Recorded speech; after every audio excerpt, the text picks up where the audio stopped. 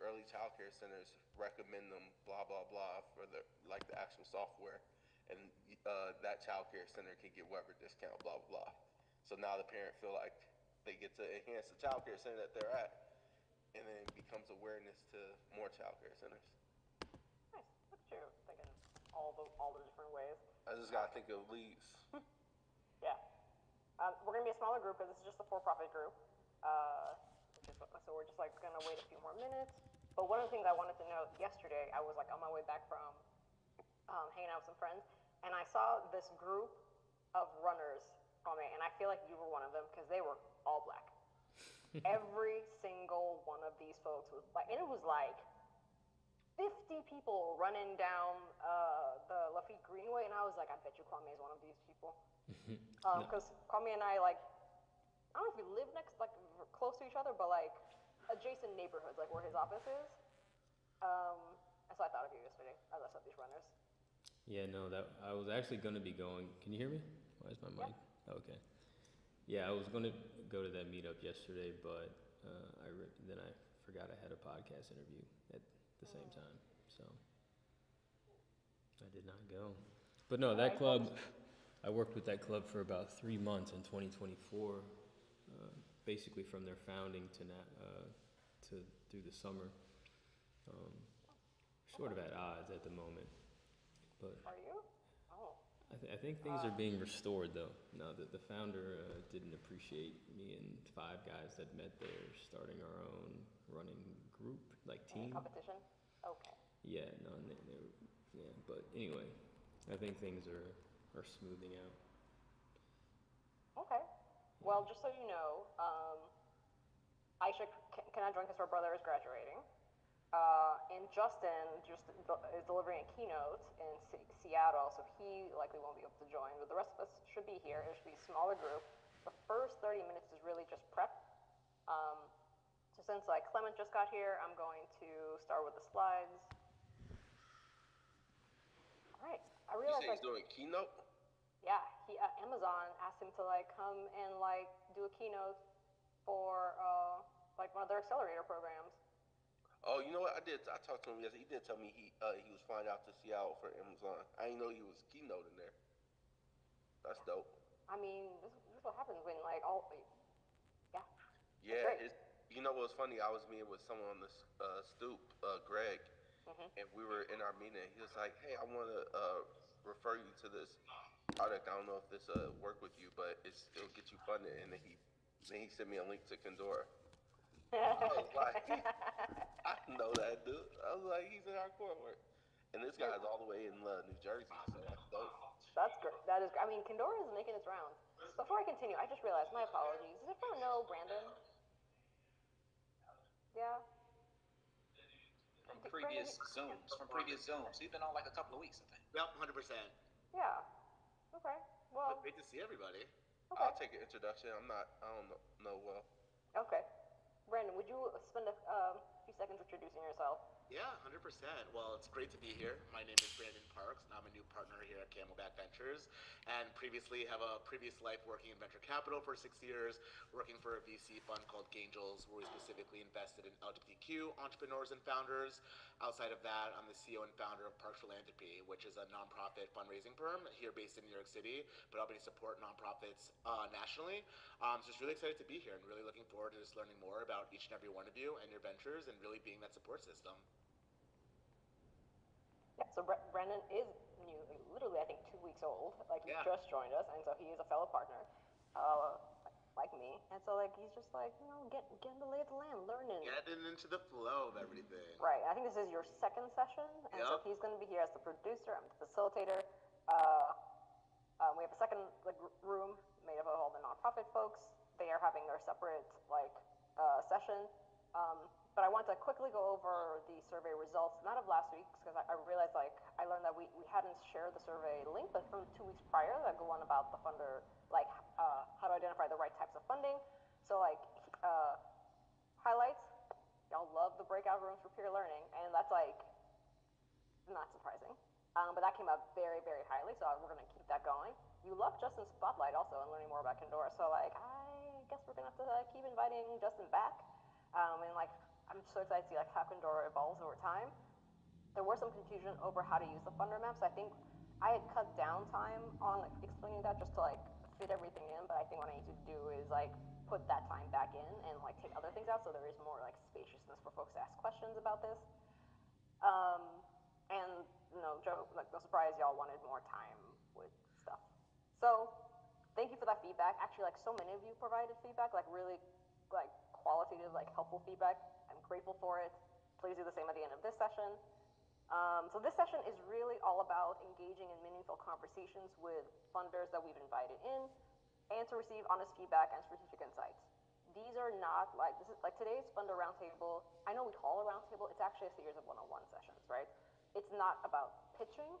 It's really all about practicing what we talked about last week, which is about how to build relationships with funders and investors. So to start with, here's our agenda.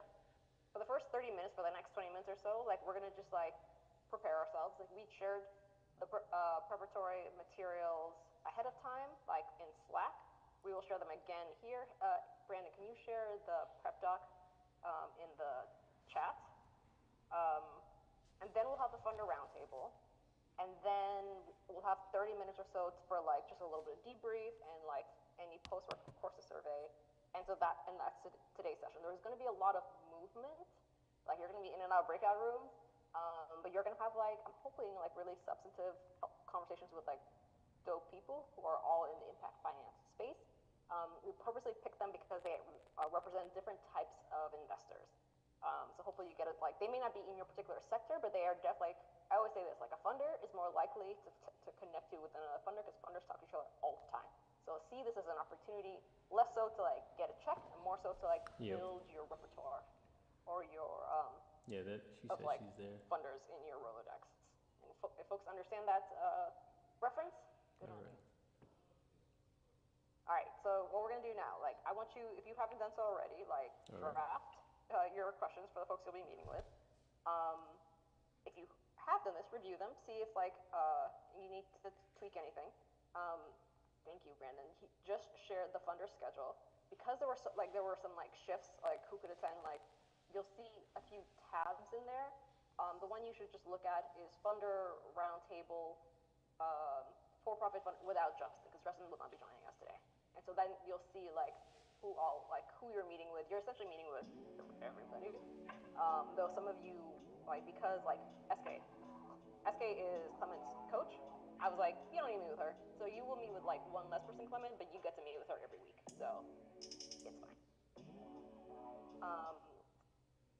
I'm meeting with SK too, and I she's forgot. my coach. Dang it. That's all good. Yeah. I was trying. Y'all, this is like the most complex session. There's so many moving parts. Okay. If you're good with your prepared questions, practice your 30-second intro, because you're not going to be doing a 5-minute pitch. Please don't do that. Like, I feel like that's a wasted opportunity. Like, get to know who these people are, who they are as human beings, what their ventures do, and like what they invest in, and like figure out like how you might which seeds you could plant so that they are like, oh, someone you can reach out to after this session. If you haven't already, research them, and keep your funder map or your funder list accessible.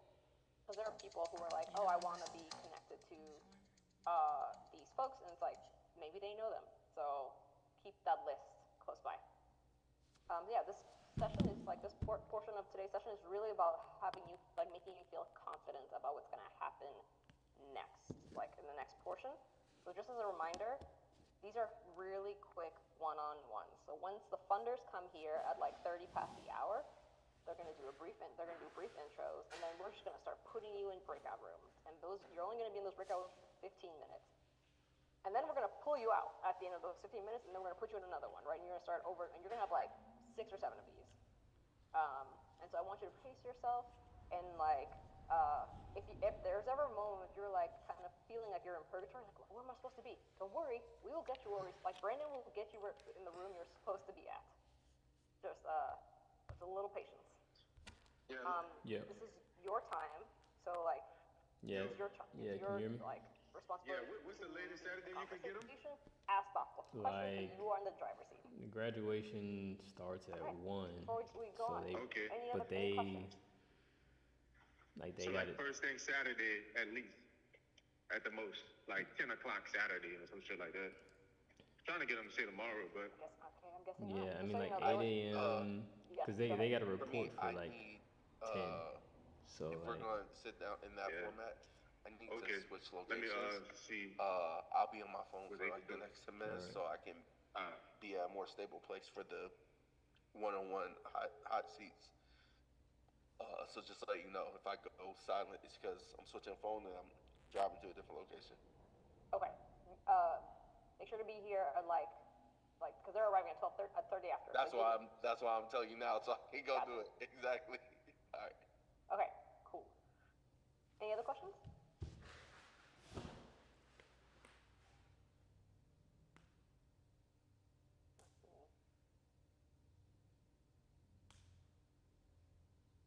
Yes.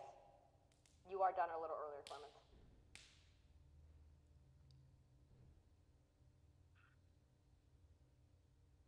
Is there a question after that?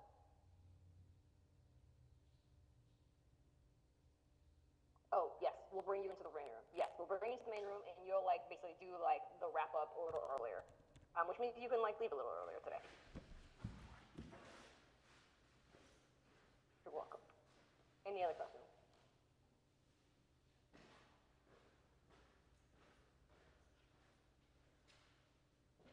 Okay. Then you have the time now is yours to like it's independent work time. I'm gonna put the slide of what you can do between now and the next like I'm gonna say 10 minutes because we're gonna have a little break before then. I'm gonna like say like hey take 5 minutes, get water, get whatever you need. And during that time the funders will come here. So there's always like a little bit of like lag between that time. So let's just say you have 10 minutes to like do your pre-work. Be ready to like show up as the thoughtful founders that we know you are. We will be here.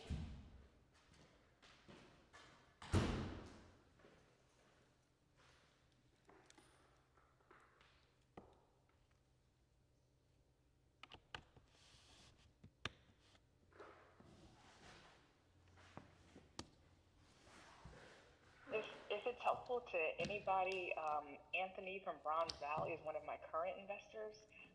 So if I can answer any like prep questions or anything, please let me know. Oh, great. This is actually the first time Anthony's joining us. Oh yeah, it's the Birmingham folks. They're holding it down for us in Birmingham. Great, great, great.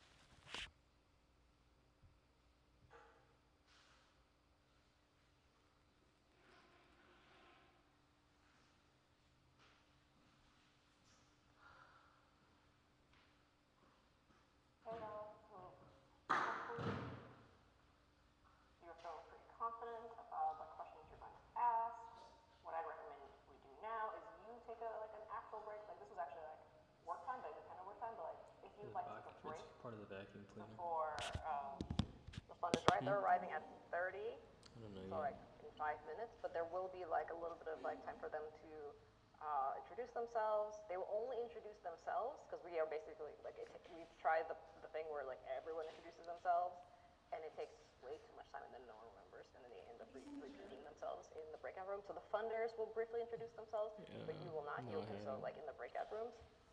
So take a break now. Be here at 30 after, like at 30 the hour, and then we will get these one-on-ones started.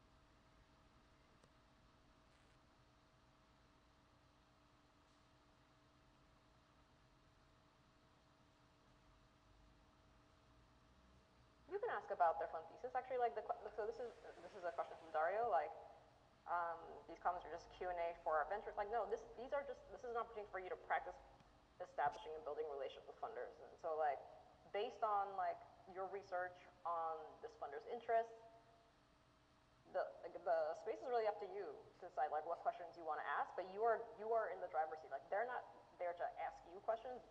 You're there to drive a conversation.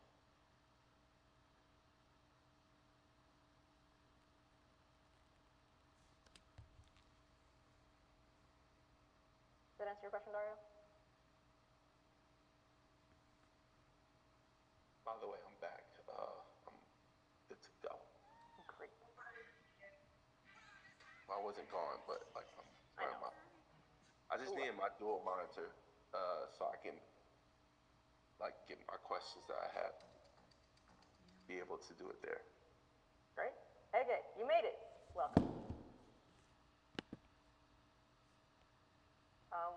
The funders are arriving in just a few minutes, hopefully. So we're just taking a short break before they do. But like, since you just got here, like, just make sure you have your questions up for the folks you'll be meeting with. Brandon, can you drop the funder schedule for Ege? Oh, we just lost her. Nope, she's back. Welcome back. Hi, I'm so sorry. Nope. Okay, I'm at musical summit, so the internet is not stable, but I think I'm good now. Okay. Yes, conference internet is always the worst. I was at like a tech conference, I shall remain nameless, like a few months ago. The Wi-Fi was the worst. And I'm like, this is a tech conference. Like, you know, everyone here is working outside of these sessions.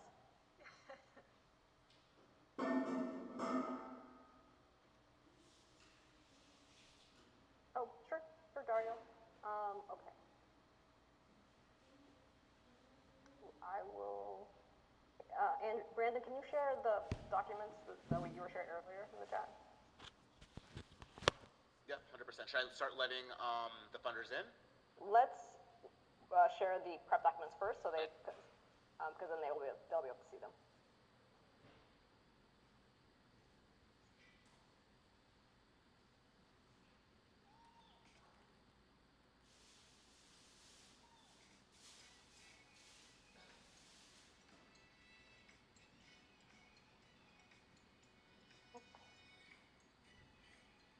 Okay, Dario, they're in there. And now we can let folks in. Can I have folks come on camera, though, for this part?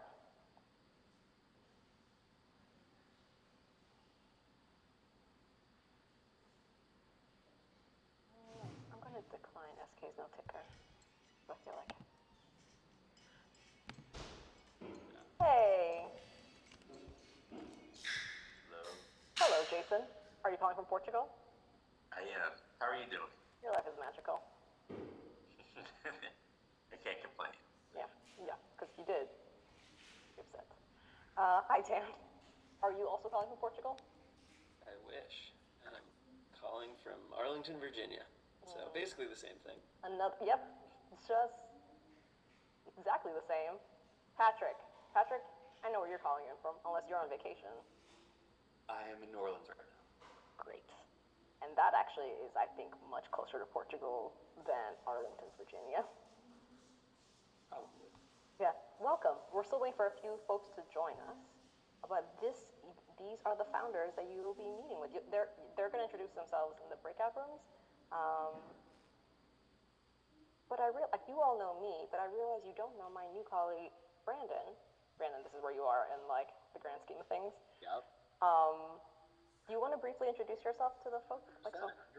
Hey, everyone, and sorry for the second introduction for everybody else who has been on the call prior, but my name is Brandon Parks, and I'm a new partner here at Camelback, and just super excited to be a part of the team. I previously worked at Angels, which is a VC firm that invests specifically in LGBTQ entrepreneurs, specifically focused on portfolio services. I'm also a founder and CEO of Parks Philanthropy, which is a nonprofit consulting firm that helps nonprofits with fundraising, strategy, and recruitment nationally. So super excited to meet all of you and super excited for this roundtable. I believe almost all of us are here. I think we're only missing one person, one funder. So this is like, we are ahead of the game. So here's what I propose. I'm just gonna, time is precious and I wanna be cognizant that we are gonna end on time. Hi Bram. Hey Alan. SK, welcome. Because we are definitely going to end on time, and I want everyone to get their full 15 minutes of your genius. So, like, rather than wait for Aisha, we're going to like just get started. So, first of all, welcome to our funders, and welcome to the Funder Roundtable. For some of you, actually most of you, this is your first time doing this. That's on purpose because we want to bring as many folks in the impact funding space as possible into our space. We also know that this is like quite a time commitment, so we try not to like ask folks to do it like back to back. So do not be surprised if I ask you again. And so all this is really an opportunity for folks, our founders, to practice a skill that we talked about during session last week, which was like how to build relationships with funders. As you all know, the funding space is highly relational, right? You could be building the best venture in the world, and if no one knows who you are, it's going to be really difficult for you to get that capital for it. And so this is, like we've told our founders, this is not a pitching thing. It's really just an opportunity for folks to get to know each other on a human level. They'll ask you questions, you can ask them questions, and it'll be like pretty intimate because it'll be like one-on-one conversations. So Brandon's going to be handling all the breakout rooms. But before we get to the logistics, I'm just going to invite the folks who are joining us to briefly introduce themselves. I have you here alphabetically, but maybe we can go backwards. SK, would you like to start with a brief introduction? Sure. Thank you for having me here. I am a former founder. I've sold a couple of companies. I've spent about 20 years operating, building, and then in private capital. These days I'm an active angel investor, so I have about 50 direct investments in my personal portfolio, and then our family does LP investments. So we are now fund of funds. Patrick, would you like to introduce yourself? Sure. Hey everyone, my name is Patrick Hernandez. I'm one of the managing partners of 1834 Ventures. We're an early stage investors, pre-seed through Series A, industry agnostic. But in my prior life, I ran the capital access program for an entrepreneurial support organization in New Orleans.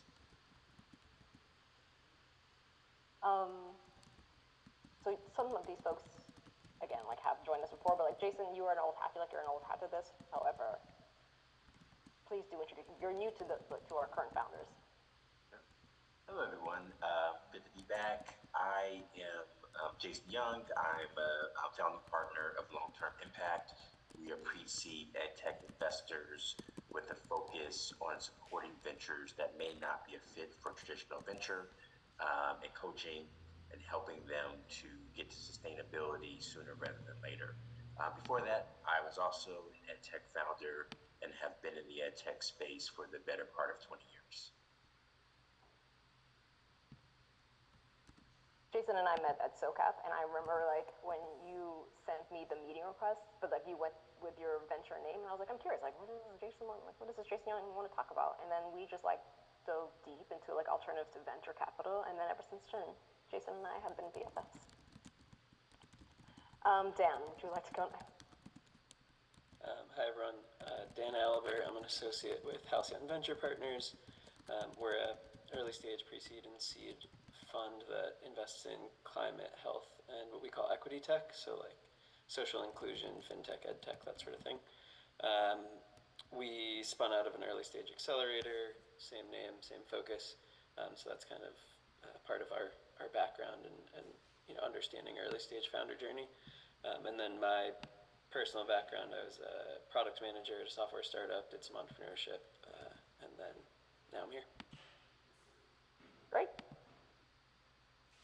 Hey, Brom. You're on mute. Hey, sorry about that. Brom Rhodes, based in DC. I am one of the founders and general partners at a fund called Fictive Ventures. We invest in early stage Black founders across 3 different arenas. We invest at what we call the Idea Plus, pre-seed and seed stage. We are also building up a cohort of active angel investors as our LPs, so we have very low minimums because we're trying to basically address the issues on both sides of the table. We are effectively an applied AI fund because 99% of the companies that are in our pipeline now, which is a little more than 300, are doing something with AI, which I guess is the world we live in now. It is indeed the world we live in. Yeah. Anthony is.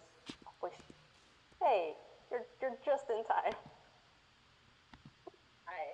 Hi. We are just doing introductions, so let me just to give you an opportunity to get acclimated.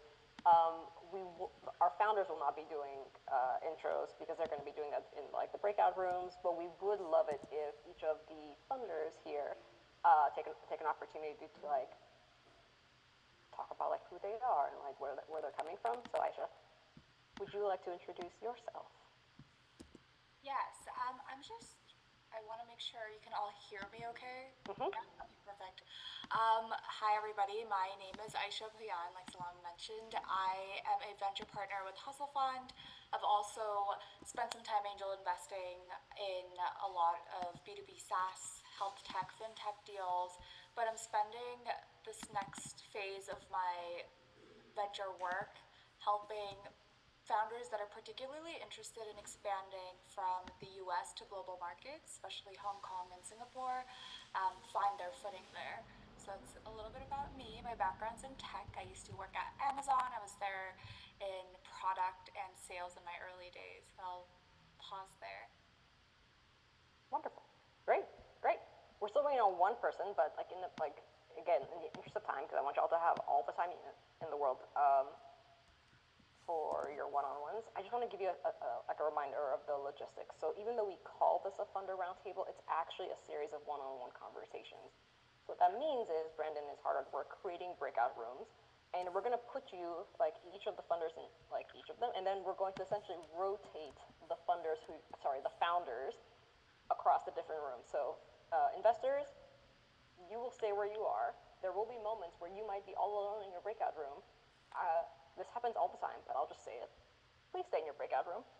It just takes a moment to bring people into your rooms. But if you feel lonely and you want to come back to the main room, you can. We're just going to put you right back in there. But don't worry, we have not forgotten about you.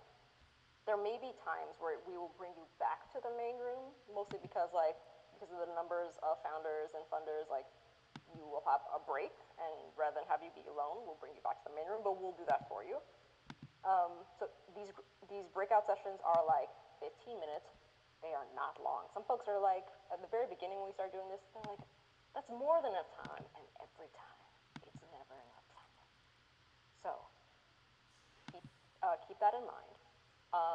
I will ask for your apologies in advance because I know for a fact that we're going to be interrupting conversations. We don't mean to like do so rudely. It's just so like we can get as many people talking as we can through this like structure. Fellows, like I said earlier, you're gonna like kick things off with an intro. You'll lead the discussion, but this is meant to be a conversation, right? Like I said earlier, last week's session was all about the importance of building relationships with funders because like investing such it's like a relational sport. It's really wholly dependent on like relationships, and so we want folks to just like build their Rolodex of investors, like who like know who they are, and for you also to like learn more about these great founders who are building great ventures. Before I go on and we like open these breakout rooms, anyone have any questions? All right, so did you want me to give intro? Oh, Alan, I'm sorry. No, you're I totally like skipped you. You're good. I thought you were waiting to the. I'll go really briefly. Alan Woodruff, this is such a great group. So just a little bit about me, former Coca-Cola executive, now an MD with Atlanta Tech Village, leading their pre-seed accelerator and also building in healthcare. So yeah, looking forward to talking to founders. Thanks, Alan. And thank you for your grace as I like. Of course. It's not out of for lack of love. Okay. Brand. Okay. So with that said, are there any other questions or anything else I forgot?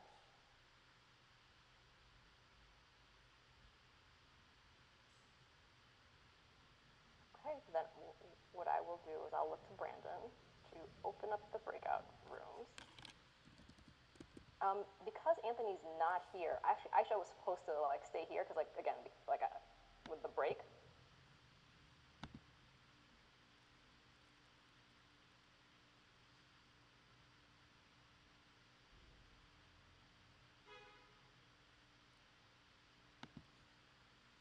Hey, good morning or good afternoon. Afternoon. Where are you joining from? I'm in New Orleans. Okay, fantastic. Cool. Let's get into it. I don't know. So how are we using this 15 minutes? I know it's informal, but you're in health tech. I'm just going through the sheet next to me. Amazing. Yep. Yeah, I think the format was that we have some pre-prepared questions for each conversation. I really only have like one general question that I think can be helpful for me right now as a founder that maybe we just discuss a bit. Yeah, let's do it. So just to give you a little bit of backstory, so I'm the founder of Bear Health. We're a startup company based in New Orleans, committed to maximizing health in the Black community. Basically, our goal is to close that life expectancy gap between Black people and the rest of the population. So right now, it's about a 6 to 8 year life expectancy gap. And we're on track right now, based on our current trend, to lose 268 million years of time as a Black community. Most of what drives that disparity is preventable, so we believe that by creating Bear Health, we can recapture that time by making people aware of their current health status, and then building infrastructure and environments and communities around their health goals. So that's kind of the premise of what we do. We recently launched our official app at the end of last year, and we also opened up a community space called Bear Connect. The premise here is called Find Your Community, Build Your Community at Bear Connect. It's a members-only space for the Bear Health community, so you have to be a member of our app to attend meetups and experiences that are hosted here. We also opened it up as a co-working space during the day, just as a place for people to kind of lounge, read, whatever it is that they do. So that's kind of our current product. I really like our product. I think it's working well. We've grown to about 700 users in the first 4 months so far. And yeah, it's free for the first 30 days, and then it's $40 for 3 months or $100 for the year for the membership. Subsidized by insurance at all, or direct pay? Not currently, no. Okay. I mean, part of the play would be for it to be subsidized by some payer, healthcare system, something with vested interest in improving community health. The goal for the first few months was just to bring value to a lot of people. Yeah. and kind of document everything that we do, and then go to larger players, say, hey, would you like your beneficiaries to have access to this suite of offerings that we have? And so that's been going well. We're at about like 250 or so paying users. Fantastic. Yeah, it's huge. And yeah, the goal for this during this program was to get to where we got a decent sense of what our customer acquisition costs might be. Because previously, so 2024, 2025, we operated on a beta platform, which was basically our developers reference app. And we got up to about 2,800 users or so on that over the course of a couple of years, different tests. We definitely did a variety of things to get users and see what users would be willing to pay for. And then I really considered the beginning of this year kind of like our official launch. So this is really interesting, and for the sake of time, I'll jump right in. I'm uniquely poised to kind of give advice. So the healthcare company where I'm building, and we're solving this problem on a very large scale, right? So like we have around 150,000 patient population, and it's interesting. I think the advice that I'd give you, you're thinking about it the right way when you think about whether you're looking for investors or not. The goal is to grow the community as large as possible, right, on your own. And there's two sides, right? Like you almost have two consumer groups, right? Like you have the community at whole, right? Get as many of that as you can, and then you have payers, our clients that we're going after and we're working with are the UHCs, the Blue Cross Blue Shields. Why they care about this is not because of the community aspect. Why they care is that this underserved population is costing the healthcare system disproportionately larger funds than anybody else, right? And that's really the problem that I'm solving now is like, how do we create better actions? One, there's a huge amount of distrust within, our community. So like if you're creating a micro community, then you can actually come in as an authority and a voice and kind of solve those gaps. So I would look at, once you get this to a groundswell, and I would say that you said you have 300 members, 700 users now. Yeah, I think when you start, I would say grow that population as quick as you can, and then go to the UHCs, because like they're going to be interested in subsidizing this because this is their way in, right? And I think you want to look at it both ways, but I think if you can continue to, in CHWs, we work with a lot of CHWs, we work with a lot of advocates, so that's what I would say is like, how can you, turn this into a platform where it kind of grows on its own? And it sounds like the 700, there's a clear value prop for them now, right? Because obviously, and the other things I would like really become consumer obsessed, right? Like what can you do to continue to make this a value prop for them? SDOH needs are huge for this community, right? Like is your an app a way for them to find, access to some of their SDOH needs? Like how do you make this a community for them where they want? So like 700 is already determined, like you have MVP, you have product market fit, but I would say now, like how can you get an undeniable groundswell? And like honestly, even I, would be interested from my role. Like if I see that you have a groundswell, there's particular geos that were, super, super interested. So I'd want to understand that. But I think if you build this up as a platform, it becomes cheaper to partner with you than to go acquire these on our own. So yes, figure out CAC, figure out, all of that. But I would just say that the goal should be to get as large as you can and create as much value. And then you'll start to see trends in CAC and things like that, but I wouldn't be overly obsessed in looking at acquisition costs and all of that right now. Obviously you don't want to sell the farm. Like you want to do it in a smart way where you're not, over your skis. But I think the cost per acquisition is less important than actually acquiring in a meaningful way.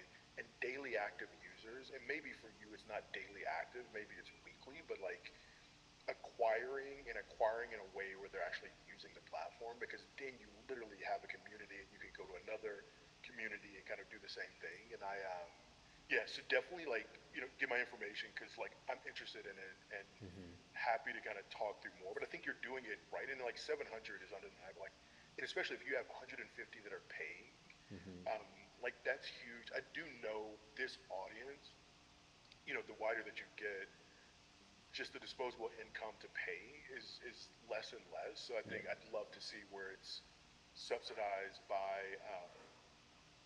some of the payers, but on the other end, even if it's a low cost, like people have more appreciation for something they pay for.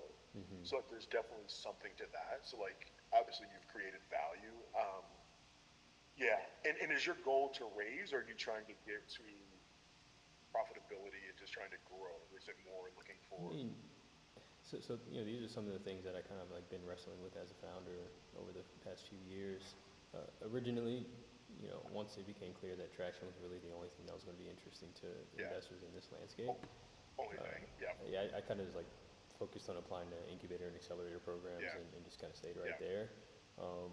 As things are changing with AI, and this is broadly, not even just with my business, it makes me want to just position myself as strongly as possible in the new environment, and capital is a part of that, so I'm open to raising. And that's part of what that focus on that CAC was. What I would say is and the same advice that I give my founders is like seed strap is the term kind of that's coming. Seed strap? Seed strap, right? So like you take investment for only what you need. Investment allows you to go faster, farther, right? But your goal is to get to profitability and run a business, because there's other exit strategies, there's other acquisitions, but like running a business, and then what happens is that capital becomes a nice to have, not a must to have. So I would say like continue doing what you're doing, like run clean books.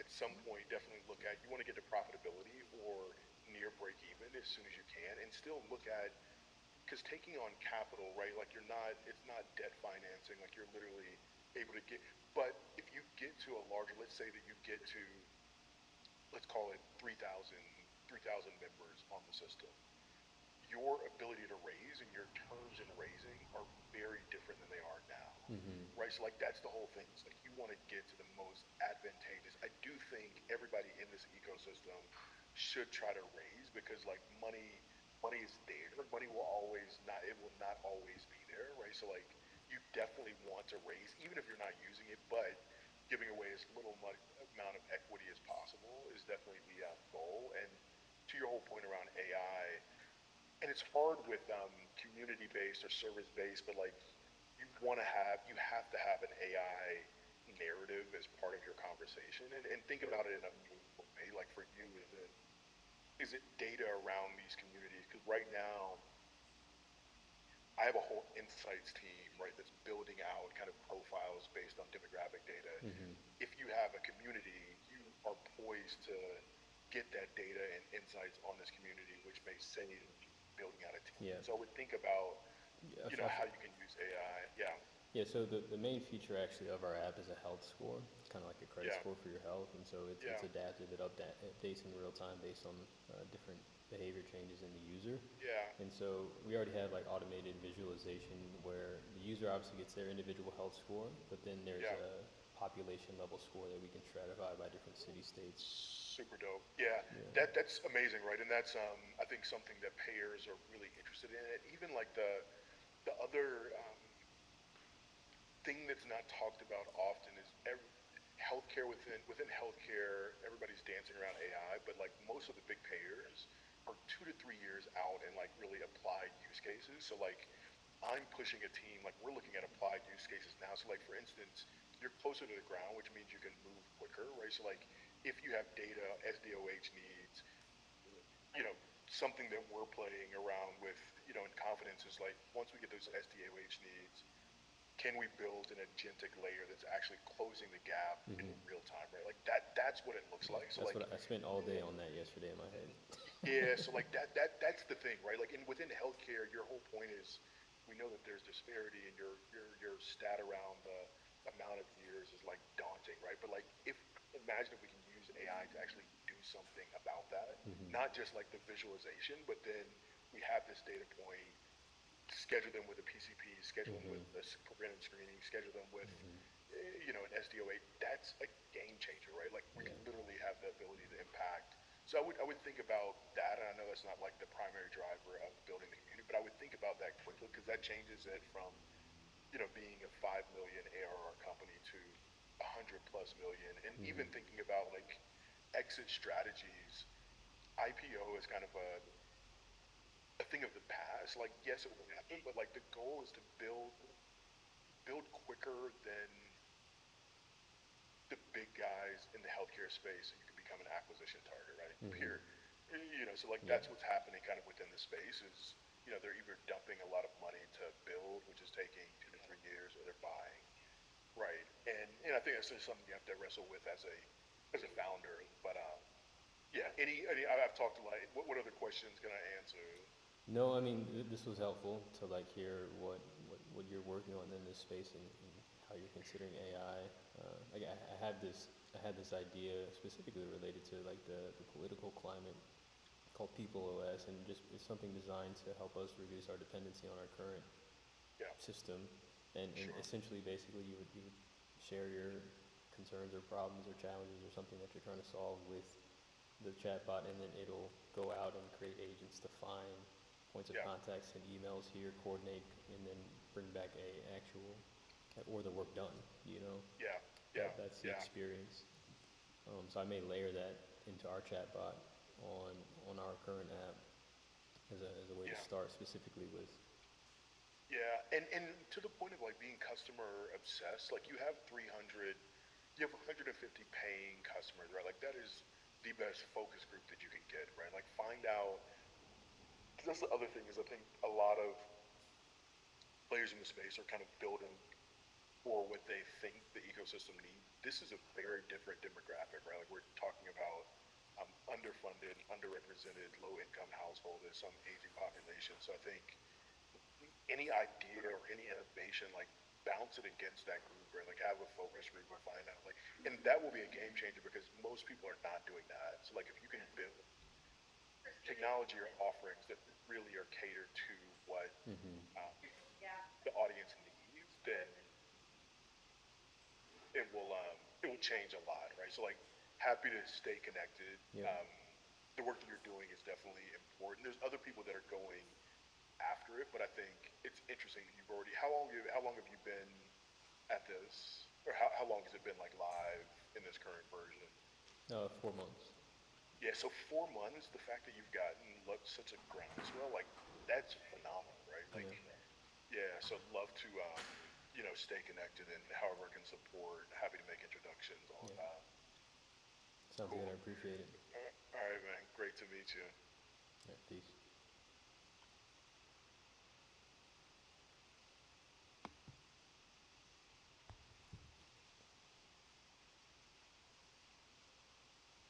You're good. Can you put me back where We're gonna. Okay. Thank you. Okay. All right, we're gonna put you all in the spots you're supposed to be. Just like hang tight. Okay.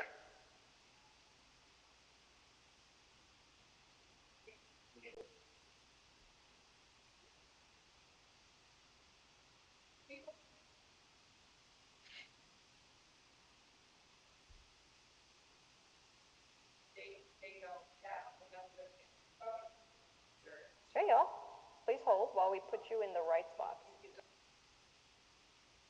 Did you ask your questions? Yeah. Were you prepared? Yeah. Wonderful. Welcome back, everybody. That's the first round. You told us to stay put. I know, but we brought you back. My bad. Bro, why you gonna call me out? All right. That's how close we are. It was just me, bro. I didn't follow the rules either. I clicked the button. Yeah. I was like, okay, I know this thing says leave. You're right. You're so right. That was totally on us. We're gonna it's actually easier, like logistically wise, to like put you all back in. So like my job in these moments is to chit chat, while Brandon does the really tough job of putting you back in these rooms. So, how was that first round? It was good. Yeah. See a lot of head nods. Yeah. Good. Clear explanation what they did. Nice.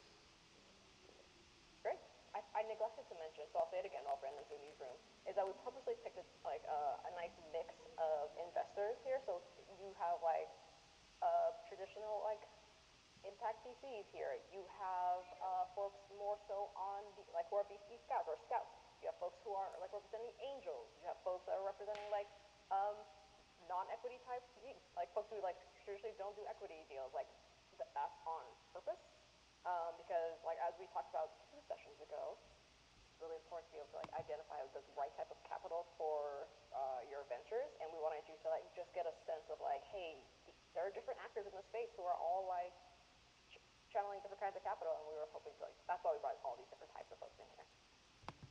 I'm all set when you are, Salam. Let's do it. Chit-chatting over. Bye, y'all.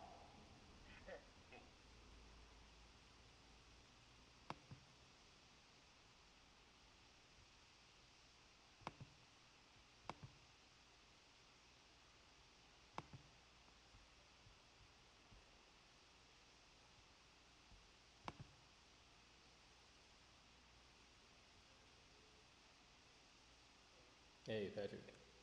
Hey, how's it going? Good, how are you? Good. Good. I too am in New Orleans currently. Yeah.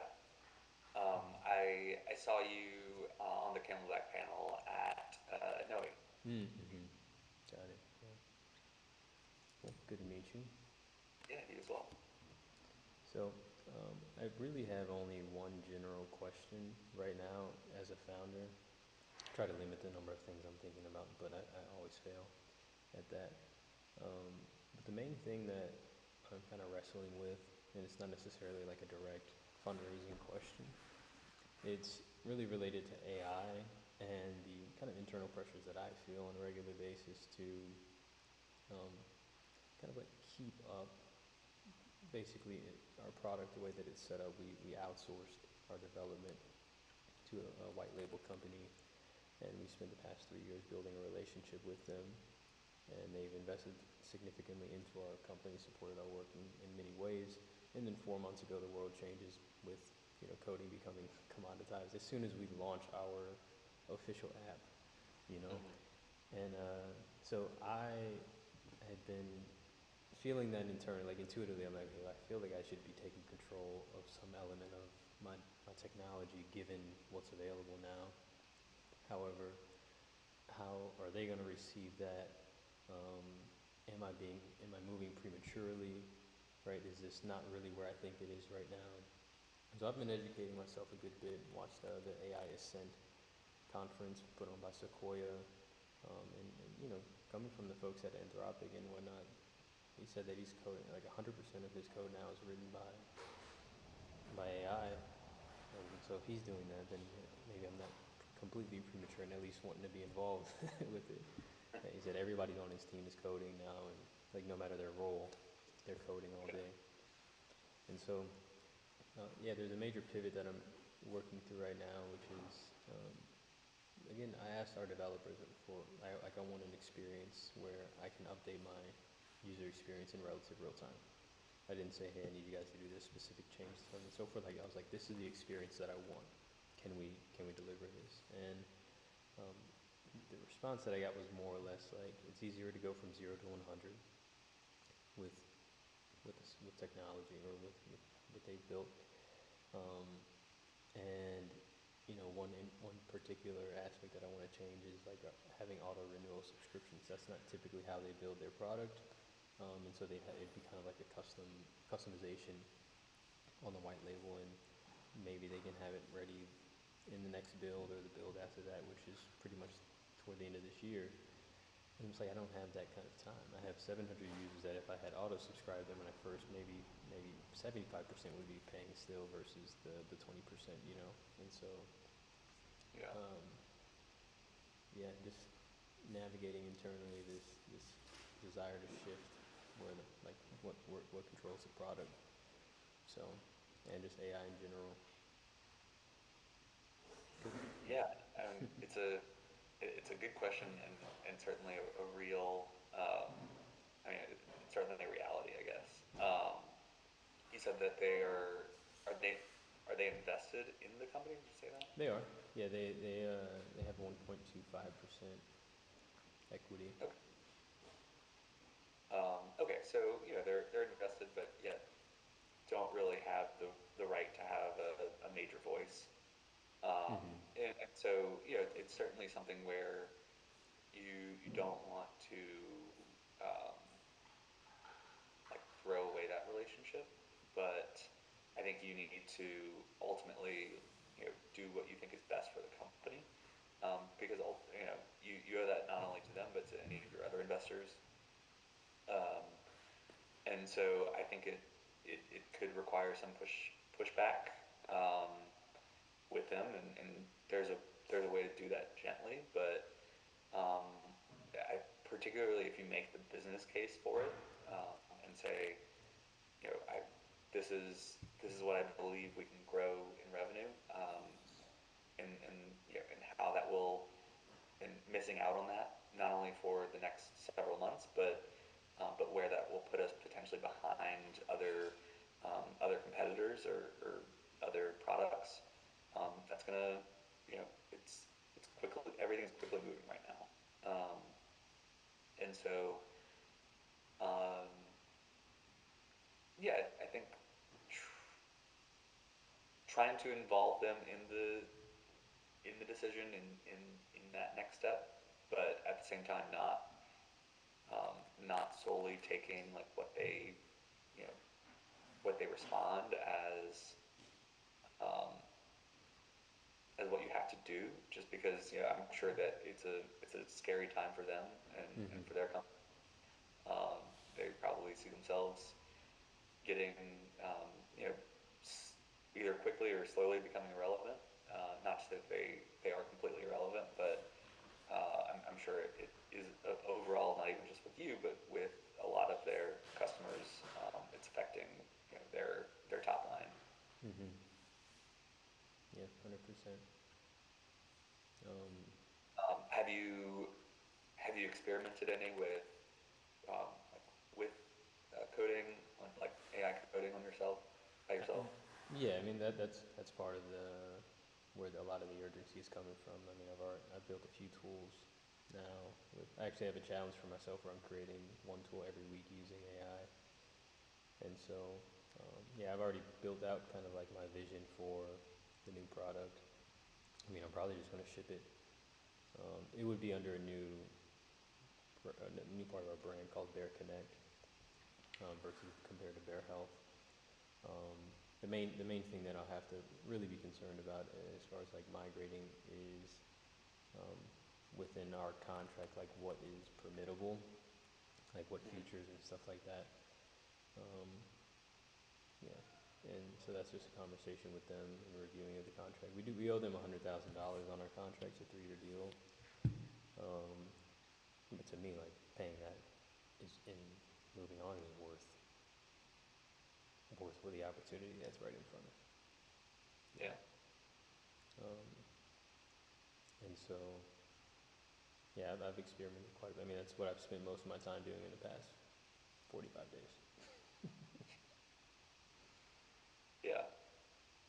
Yeah. Yeah. I mean, I think you're approaching it the right way.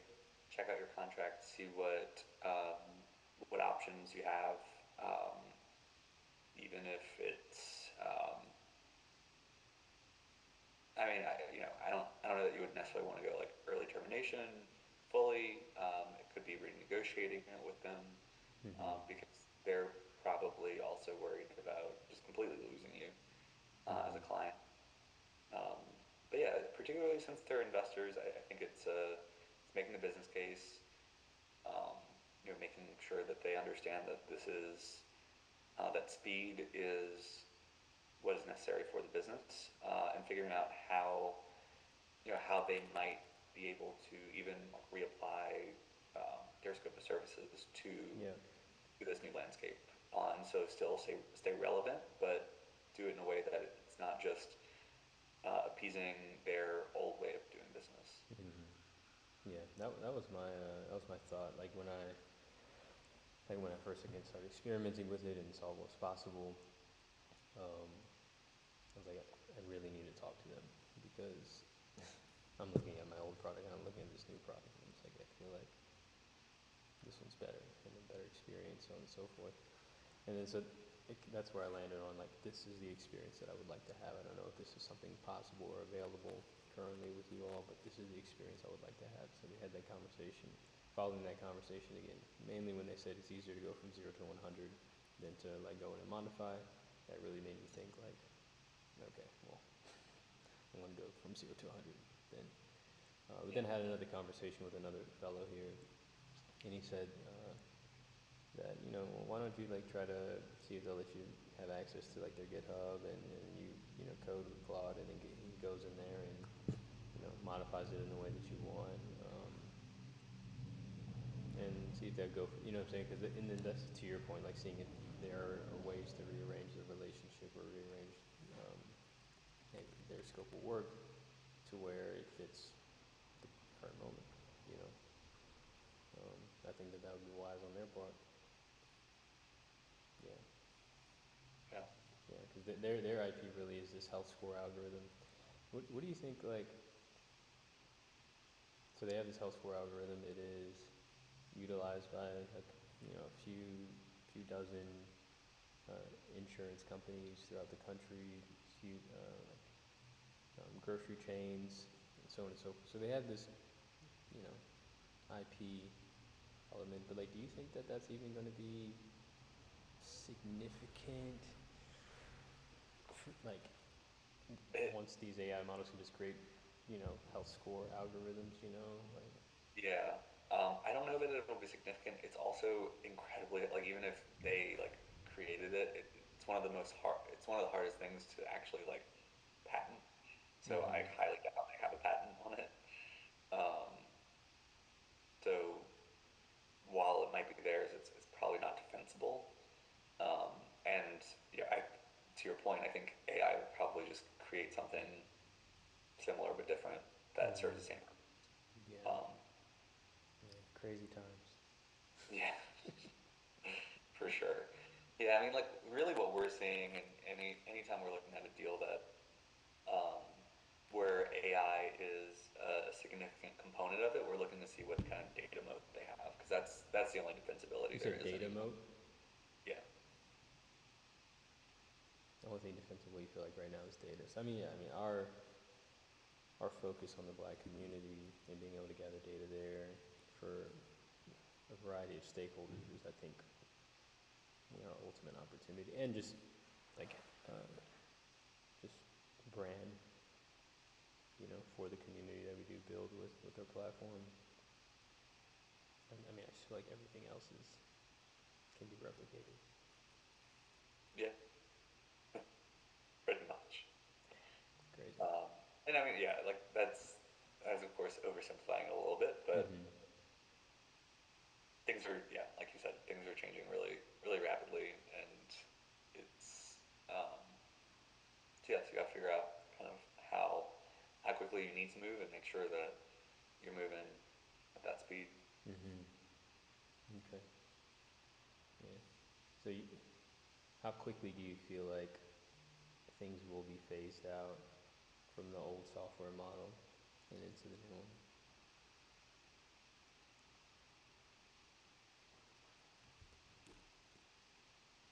I don't know that it's necessarily that things will need to be phased out. It's more of what we were talking about of, you know, how, like, whenever you need a change or an update, like how quickly can it happen?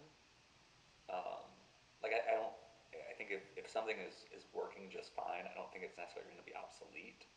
It's more about the kind of what's coming, like something else could be created to compete very quickly. Right. Makes sense. Okay.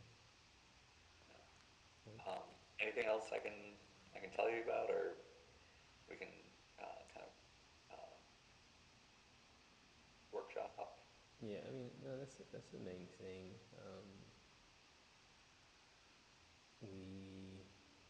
We are going to start exploring. Oh, we have a few seconds, but yeah, we're going to start exploring like partnerships with larger like payers and hospital systems or community organizations that want to give their members or beneficiaries access to what we offer. So if you do have any connections at any of these places, that would be helpful. Mainly just like healthcare related. Do you know Ivy Robinson at St. Thomas? She's the chief strategy officer maybe. She could be a good person to talk to. Yeah. Okay. Say that name. So yeah, feel free to connect with me, and then I can make that intro. Okay. Sounds good. All right. Well, appreciate it. Yeah. Have a good one. All right.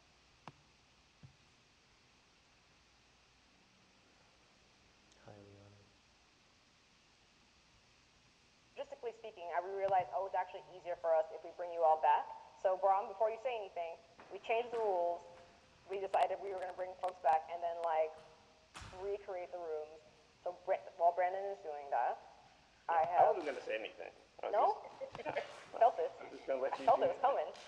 Yeah, no. The first time I was like, okay, I'll say something, because this is not what we talked about. You're Now, so right. And thank you for that feedback. It is a gift. I'm curious, so I should ask a really lovely question in the chat about geared towards our founders, how best the investors who are here can provide a value to them. So, Camelback founders, what are your thoughts on that question? I would say, that's kind of up to every founder, so to speak. But if there's alignment, I think intros are, of value to a lot of us, specifically myself, if it's, popular. Great, thank you, Clement. Dario, you in the front. Yeah, if you have any pre-existing ventures that are somewhat similar to us or in similar spaces that you already invested in and helping us understand that use case and how that's going and how you supported them, that's one thing of interest for me. That and what you're currently seeing specifically in edtech. If we use AI, what models are you seeing that are succeeding? What are you seeing that's different? Things like that. Both great points. Awesome.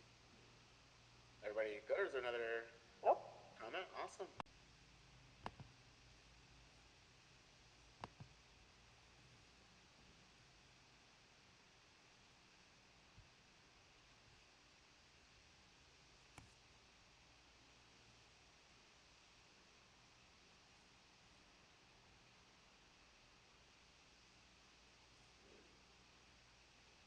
Good afternoon.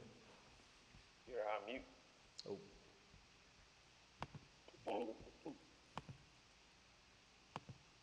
There you go. Is it tape? Okay, here we go. Good afternoon. Afternoon, how are you? Doing well, doing well. Are you based in Atlanta?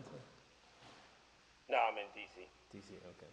Gotcha, Yeah, my partner's based in Atlanta. Gotcha. I think I met her at our, or one of your partners at the kickoff week. Yeah. Khadijah was down there in New Orleans doing something. Yeah.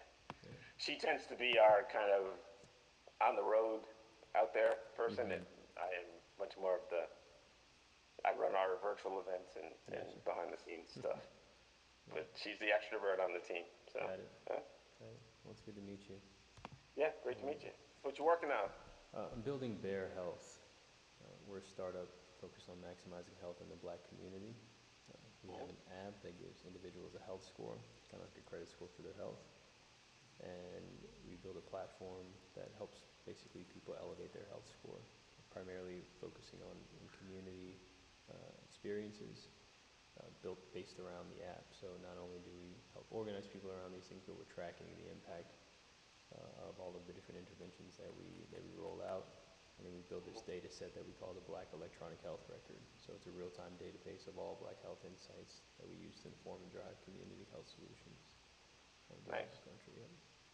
Yep. Very cool. So far, so good. Since our official launch at the beginning of this year, we've grown to about 500 users, about 120 or so paying members on the platform, and we stay pretty busy at our community space, which has essentially become a platform for people to host meetups and experiences around what they want to share with the community.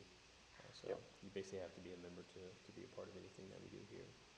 The goal for Camelback was to basically figure out how much it cost us to get our first few users, first few paying members, and then go raise a little bit of money to get to our next goal. So Yep. you guys are definitely on the list. Yeah. It's primarily a consumer strategy. Currently, yeah. I mean, the idea was to go direct to consumer. Obviously, it's easy to get some traction that way, and then have a bunch of content and data to show the impact, and then go to a larger player like an insurance company or a healthcare system or anybody with beneficiaries that they want to have access to what we offer. And so we'd still end up with a direct relationship with the end user. Like we don't necessarily want to be a customer of a payer.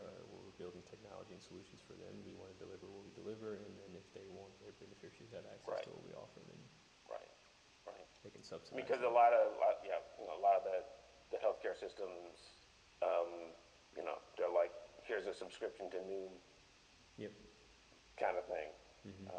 So do you feel like Noom and Omada are quasi-competitive? Yeah. Or direct competitors? You could say that. I don't know their latest engagement on the community aspect of things, but that's the additional layer that we add. So, that's a recent addition of ours as well. So basically, they're health tracking platform, Noom, and they help you, improve your habits, on a personal level. Right. Improve your habits. It's been effective. Dietary issues and medicine, etc. What I've seen just throughout the country as it relates to actually solving this problem and engaging folks is, particularly in the Black community, is around community, right? Getting people together. And so we've kind of shifted to that being like our focus, and then we have this data layer on the back end where we're collecting all of this information and helping people keep up with their personal habits as well. And then we collectively look at our community health score and work on improving that. So I think it's similar to Noom stuff that the companies are paying for, but just with an additional community layer. Guess the question I have is, one, how much you got 120 paying customers? How much are they? $10 a month or $100 a year. Yeah.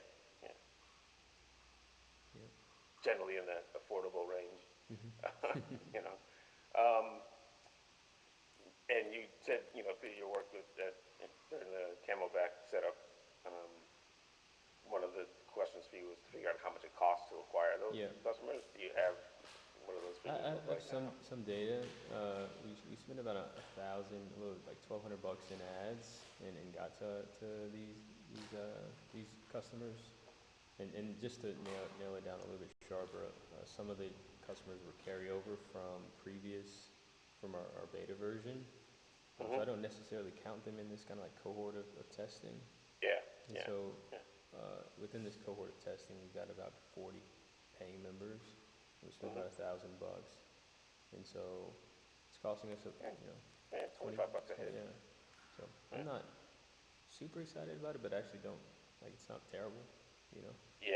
I mean, it's better than $250 a head. Yeah, definitely. And so I will probably try to raise on that. Do you feel like, because there's always a tension between paid acquisition to early paid acquisition, and whether it's really indicative of what will happen as you try to scale, versus other mechanisms to get this in front of people and get them signed on and as paying customers, and really building up that that committed user who's just like, this is really doing me, this is really working for me. Beyond the paid, the advertising and stuff, what other mechanisms are you using to attract customers? Yeah, so in the 2 years that we were building on the beta platform, the primary way that we got users onto the platform, and we got up to about 3,000, was through challenges in partnership with organizations that already have kind of like built-in communities. So that's how we got most of our users. And what I like about the paid acquisition is that it's easy to measure. Yeah, You know? obviously.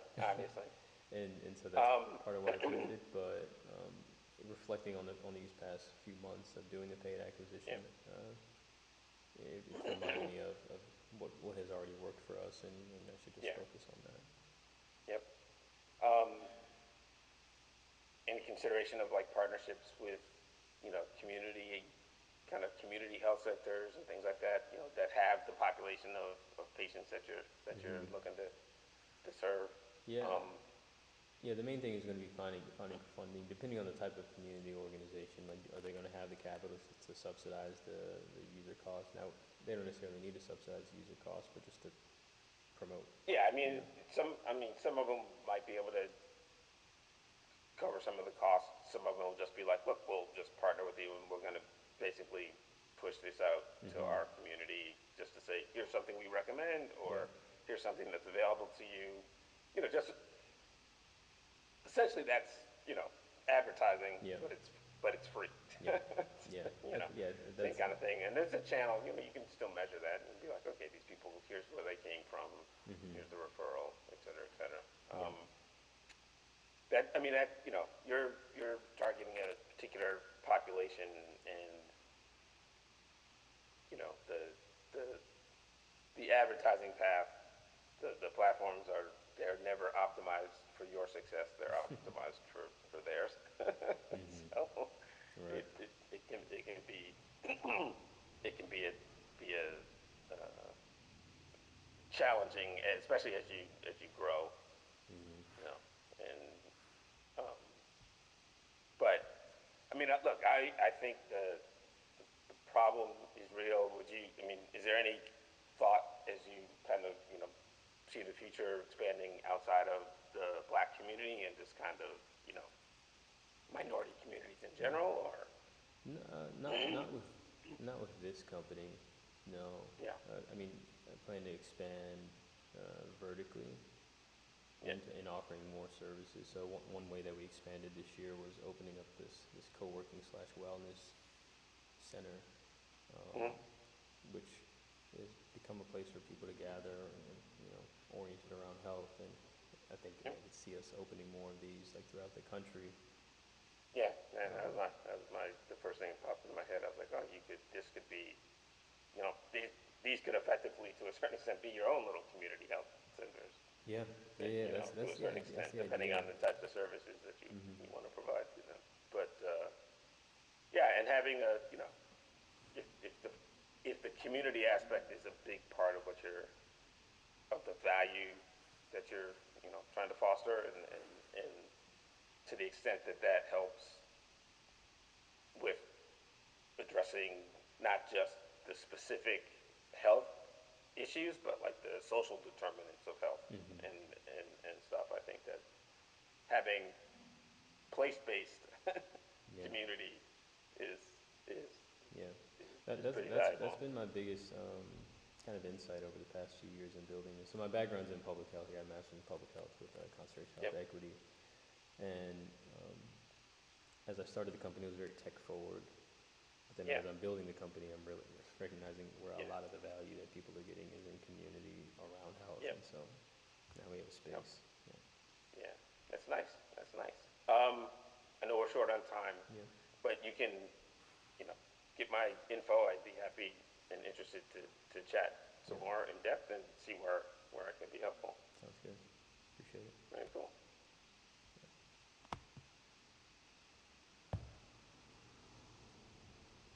What are you doing?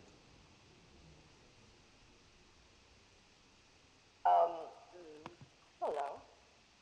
Welcome. How's New School Venture Fund conference?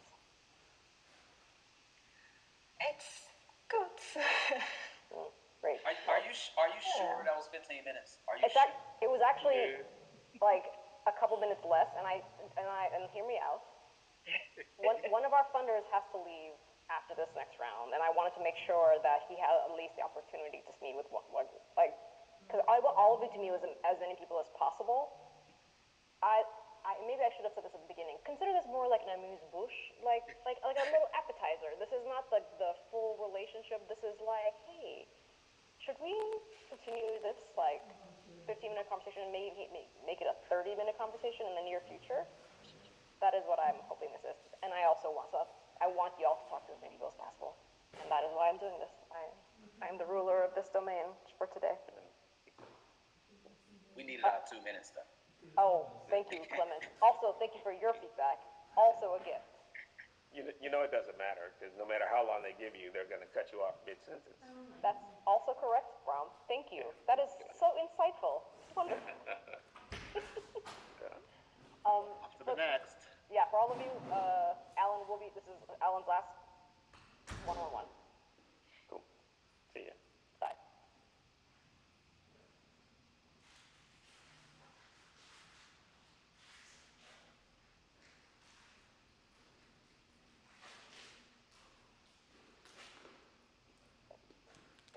Kwame?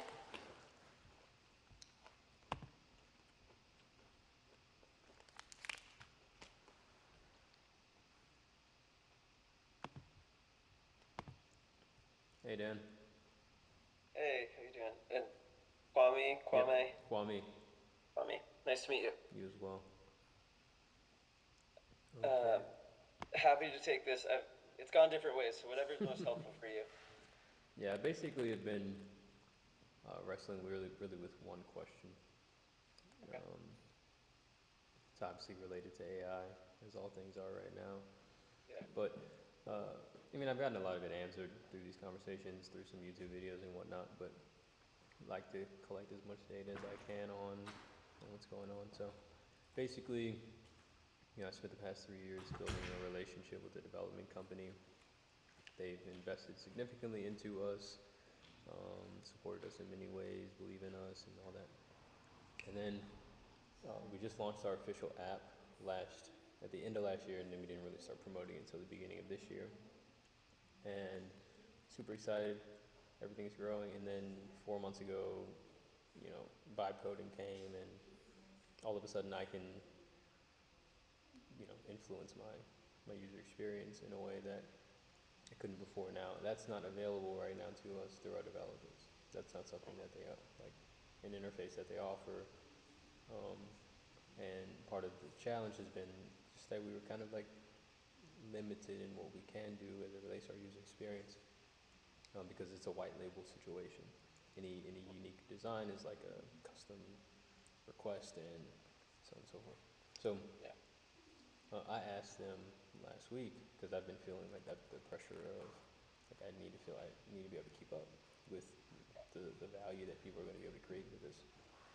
And so I asked them, like I say, the experience that I want to have is to be able to update my user experience in relative real time.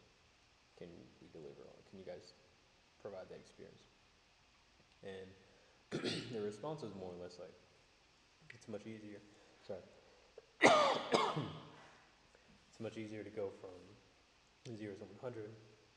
Sorry, 1 second.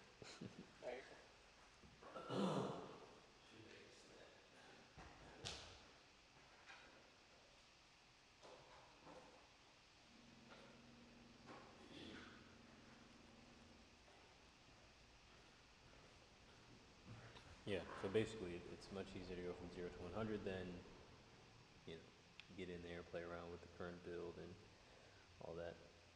And so at first I was feeling, but my main question was like, am I trying to move too prematurely? Should I like finish what we built here, really grow it?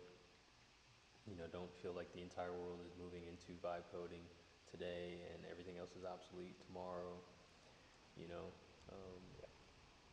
So anyway, yeah, just looking at everyone's perspective on kind of like the landscape and the transition of things. It's a really interesting question. So let me very quickly just cover kind of like some, I think, relevant background pieces so you get my context. So I did my MBA, graduated in 2024. So 2022 and 3 years prior, so 2019, that was a weird way to do that. I was a product manager at a B2B SaaS startup. It was completely self-funded, like profitable company, but growing relatively slowly. very resource constrained, and as a product manager, that was hard. Then post MBA, I spent a year and change building an app with some friends. One of my friends, more technical, his background was in NLP, like language processing chatbot development, so not like technical coding. So we ended up partnering with or contracting some developers to build the initial app, and then he was kind of taking what they had and iterating on it. And I feel like during my MBA, ChatGPT launched, and then now, we are where we are. My friend my technical co-founder, since we've stopped working on the app, he has been leveraging Claude Code and AI coding tools, and is effectively interviewing for CTO roles, really has become what I would call a developer. And I think despite his background not being traditional coding, he had some experience, and he's been able to translate that into quite comprehensive development now. That being said, what I have found, and in talking to some of my friends, and I've vibe coded, there's a word game that I made, and it's live and fun for me and probably no one else, but it's a really cool tool, I think, vibe coding. But I think the most value today, in my mind, is if I was a product manager again, I would be able to very quickly spin up the design that I want and the functionality that I want at an MVP level, and then hand that over to the developers who would build it much faster and to the exact specifications that I want without some of that back and forth. I am not, I took a couple coding classes. I'm not a technical coder. But the things that I've noticed when I've been playing around with vibe coding is that there are huge gaps in my knowledge where I'm not necessarily able to create a production level, especially from a security standpoint. I'm literally chatting with Claude and I'm like, make it secure. What do we need to do that? So I think that for me, it feels like there's an upper limit on what I could create and feel comfortable putting out as a production level product. That being said, I don't know what the developer relationship is, but if I were in your shoes and it was possible, then I would be personally vibe coding to create the things that I want them to build, and then trying to figure out the most cost-effective and straightforward way for them to do that. Although it seems like maybe from your description that's challenging to do custom things. Yeah, it's not their typical. They don't typically work with startups. They work with large enterprise companies that are looking for a plug-and-play solution, and so they do some modifications, but not many. Limited. Yeah. What is the app? What are you? Yeah, it's called Bear Health. We're building a startup that focuses on improving health in the Black community, and we have the app that gives you a health score. It's kind of like a credit score for your health. And then the score updates in real time based on your activity and your answers to different questions that we ask throughout the month. Is it is there PII, health, someone's health data that needs to be super protected and secure? Yeah, currently, yeah. And if to your point about security, if we rolled out put out a different version of the app that we put together, we would kind of stay away from that for now. And part of why I outsourced in the first place, in 1 and 2 in the first place, so that I didn't have to deal with the security of things and the HIPAA compliance and all of that, because the problem that I'm solving isn't a technical problem, and I didn't want to get caught up in the tech of it. I needed a way to capture data securely, and now we have that. So yeah, no, that's a good point. But yeah, on this one that I've put together outside of our current product, it's just standard tracking of workout data. So not personalized health information, things like that. And the idea would be that, so they offer another product, which is basically just integrating them through API, their stuff. And so that has always kind of been the plan, to kind of phase them out over time. They're aware of that. didn't know it would necessarily start this year, per se. But yeah, just thinking about, and this has just come from more conversations with them, like what limitations they have, even within that scope, right? Like what limitations does them as a back end have? So, but yeah, appreciate that perspective. Yeah, definitely. I mean, yeah, I think like you could play around, like try just with what you built outside and like try and link in their API. Like that should be pretty straightforward. I'm sure you could do that. And then it's just a question to what you were saying of functionality. And I'm like, I don't know if it makes sense, but I wonder if, is there a way where you could use the just like standard workout data tracking as almost the, like a freemium model and like bring users in on that and then try and convert them to the more comprehensive tracking that is, I guess, like somewhat limited. So I don't know if that would make sense. Yeah, no, I hear what you're saying. I was thinking about that, but then it'd literally be two apps, and that's another limitation right now with like our current app. Like we can't like determine what is accessible on certain versions. Not as easily, not quickly enough based on the feedback I'm getting. And the one that I've built now is it's kind of like a combination of Instagram and like a general fitness app. So the feed looks exactly like Instagram. You can click people's stories like Instagram, but all of the content on there is really like from their workouts and stuff. So as soon as you log a workout, it populates to the feed. If you want, you can add a photo. And then also, it's part of why I wanted to create a new product is to make an easier check-in process at our community space. Right now, people just have to show their app, but I would love for people to be able to scan and like get in a little bit smoother. So yeah, just like as we're evolving, I just want to be able to keep up with it, and sometimes I don't really feel like our product necessarily does that. Like I feel like we'd have a lot more paying members than we do now if, for example, people can double tap auto pay or Apple Pay to subscribe, and we get their information, and then just certain limitations like that I would be putting a lot of energy into figuring out how to navigate. If I didn't know, I could also just create a better solution in an hour to address those particular issues, like the auto pay and things like that. Not having nearly enough information, I would probably be seriously exploring the API. If there are like clear features that you think would make convert users better, that I think is a worthwhile exploration. But I would caveat that by saying, like, whatever the lowest level, cheapest experiment that you can run to like a I don't know. Everyone always told me when I was working on the app, it was a dating app, so very different space. But they were like we were like, okay, we could do like a WhatsApp group and like test if this is the right direction to build. And like looking back, that was one of the best learnings was I overbuilt, and I was like, oh, as a product manager, I won't do that. No, I will.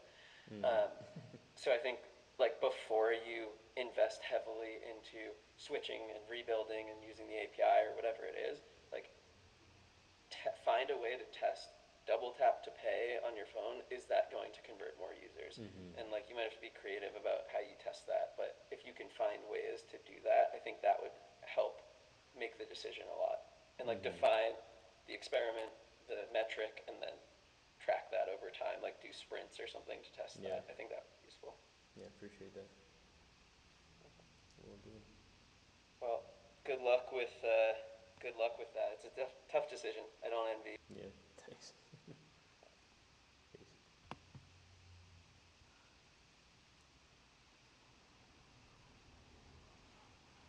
You have. I have a whole stack. Hi, Kwame. Hey. Hi, Aisha. Oh, everyone come back. Okay. That was exactly 15 minutes.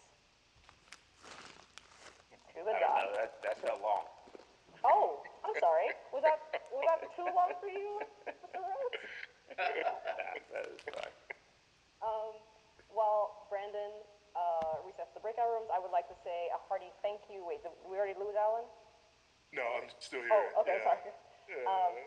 Thank you so much for your time today. You are always welcome to come back and share your genius. Yeah, I would love to appreciate our meet time. you all. Yeah, really great to meet with you all. Sorry I have to leave a little early, but I look forward to talking to you all again. So, Appreciate you, Alan. all right, later. Bye, Alan. All right. Now, you know what? I'm going to ask the same question I should ask, but I'm going to ask the funders. Like, what have been some things you've been hearing that have been like, oh, that's really interesting? Founder stories. And I'm actually encouraging the more people I speak to lead with that, because I think both founders and funders meet so many people in this job and this role. The easiest thing to remember often becomes like a really good story that sticks. So leading with that is great. That's great. You're way more likely to remember something unique about the founder than you are the business. So That's actually a good point. So hey folks, it's not your fancy tech that's gonna that folks are gonna remember. It's you. yeah, we see lots of fancy tech. Yeah. Some of these funders actually build fancy tech. Yeah, some of us. Yeah. One thing that's been pretty interesting is but that's probably very indicative of the group of founders that you pulled together, is that, the earned insight that they all have. It's like, okay, it's not just like, oh, I want to build a business to an X. It's like, okay, I have deep experience and understanding of what the problem is. Yeah. Well, so that's the Camelback I see a lot of founders that don't have that. I'm like, okay, you're not special. That? Yeah. Bye, y'all.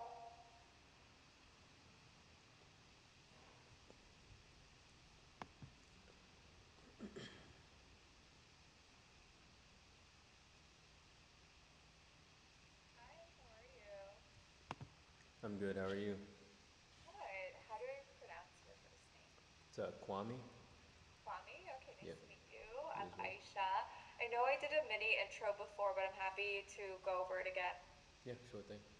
Okay, awesome. So I'm in New Jersey. I am a venture partner with Hustle Fund. They're a pre-seed venture capital firm out in California. They invest in B2B SaaS, fintech, health tech, but pretty generalist beyond just fintech and health tech. I'm also part of an angel community that is mostly a co-investor in deals with Hustle Fund. And then the last thing that I mentioned during my intro is I am currently working with founders that want to scale beyond the US and want to work in Asia, particularly Hong Kong and Singapore. So happy to build and take relationships there as well. Yeah. Cool. Well, my name is Kwame, founder and CEO of Bear Health. We're a startup company committed to maximizing health in the Black community. We built a platform that gives people a health score. It's kind of like a credit score for your health, and it updates and changes in real time based on how you change. So if you go on a run or a walk one day, your score goes up. If you get 2 or 3 hours of sleep one night, score goes down. And then based on those changes, we make recommendations for how they can improve, as well as build infrastructure around them, community experiences to help support elevating that score. We officially launched at the beginning of this year. We've grown to about 500 users in a few months. Things are working. We have some data around like how much it's costing us to get each user and each paying member. So that stuff is encouraging.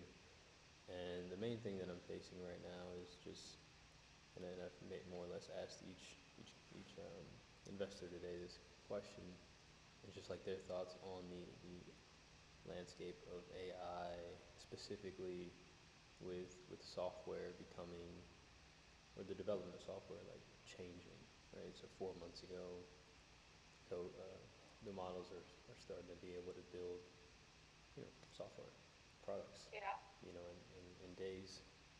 And as I'm watching our product and how people are engaging with it, and thinking about the limitations that I have as a founder. I'm not a technical founder, but now I can have some influence on tech and user experience in relative real time, and the ideas that I'm coming up with for things that I can do now, for example, like create a chatbot for our platform where people can just like express an issue or challenge that they're dealing with, and then like agents go out and coordinate solutions and bring back or deliver a solution to a particular problem.